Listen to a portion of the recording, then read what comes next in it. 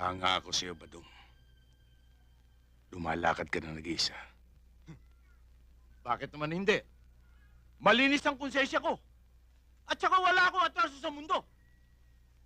Ano ang dapat ko ikatakot? Walang atraso. Hindi ka kinilabutan sa sinabi mong yan. Alam mo bang wala kang karapatang mabuhay? Pare ko, sino naman ako para kainitan mo? Wala naman ako atraso sa iyo. At saka, small time lang naman ako. Barya-barya. Sisiwla ako, pare ko. Gaya ngayon, going straight ako.